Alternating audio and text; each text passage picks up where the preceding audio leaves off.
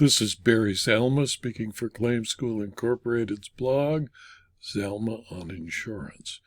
Today we're going to talk about federal jurisdiction of an insurance declaratory relief action and why contract interpretation is a matter of state law, not federal law, and federal law limits courts to decide only federal issues. Lititz Mutual Insurance Company sought a declaratory relief judgment that it is under no obligation to defend or indemnify Steve Wilson in the underlying related action. The United States District Court issued a rule to show cause why the instant case should not be dismissed for lack of subject matter jurisdiction.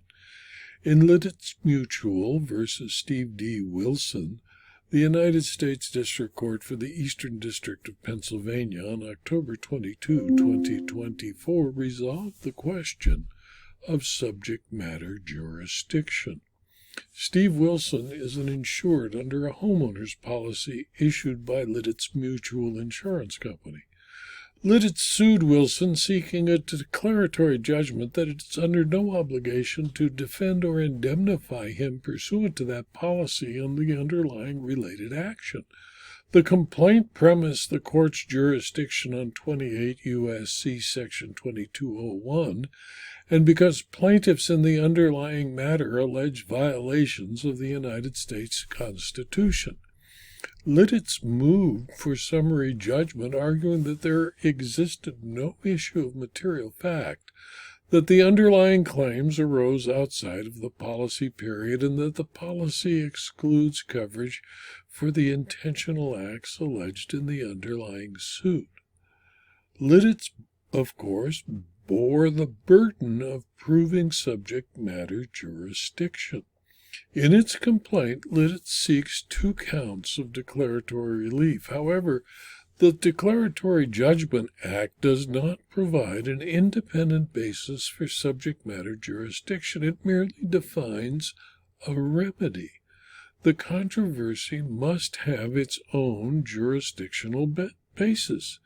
Lititz invoked federal question jurisdiction because plaintiffs in the underlying matter alleged violations of the United States Constitution.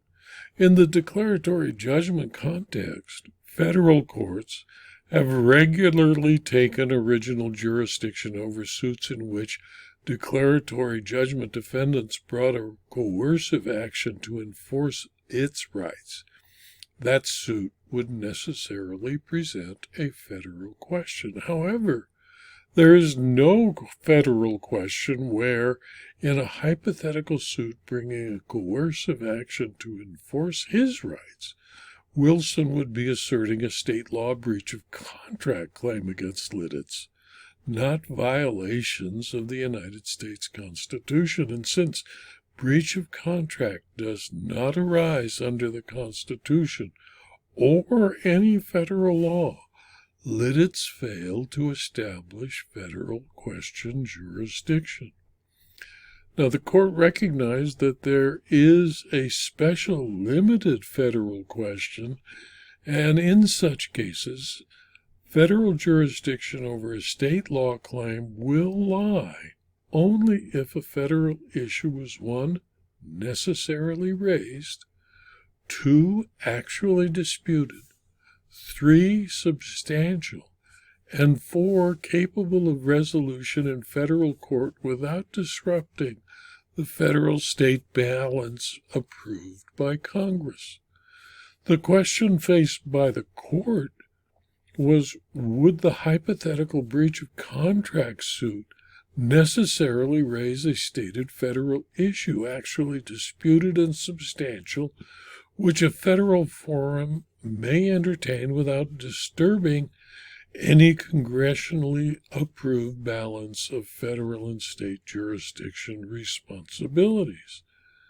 The USDC held that it does not. Lititz's first argument is that the conduct alleged in the underlying complaint occurred before the policy was in effect. This plainly does not necessarily raise a federal question. It's simply a matter of timing regarding the intended harm exclusion. Contract interpretation is a matter of state law, and thus does not necessarily raise a federal issue. Resolving the hypothetical breach of contract suit does not turn on substantial questions of federal law. It merely requires comparing the four corners of the insurance contract to the four corners of the complaint. In this context, that would require a court to determine whether Wilson's alleged actions were expected or intended within the meaning of the policy exclusion, not whether a constitutional violation occurred. Since Lititz failed to establish the court's subject matter jurisdiction over the case, it was dismissed. In my opinion, insurance companies seem to prefer dispute resolution to happen in a federal court. Lititz failed, however, to allege facts that would raise federal jurisdiction for its declaratory relief action. Jurisdiction was clear in any state court, and this waste of time will arise in a state court shortly after this decision. The duty to defend can be resolved in a state court by bringing the same declaratory relief action where the jurisdiction actually resides. This video was adapted from my blog, Zelma on Insurance, which is available free to anyone who clicks on the URL zelma.com/blog. You can subscribe to the blog and you'll receive notice of every blog posting, usually 5, sometimes 6 a week, and you'll have access to the more than 4,900 blog postings. You can also subscribe to these videos. They're free on YouTube and on rumble.com. And if you do, I'd appreciate it if you click on the like button on YouTube and the thumbs up button on rumble.com. And if you're interested in further detail about insurance, insurance claims, insurance law, and insurance fraud, please consider for a very small fee subscribing to my Substack publication. And please also tell your friends and colleagues about this blog and the videos so that they too can subscribe. Thank you for your attention.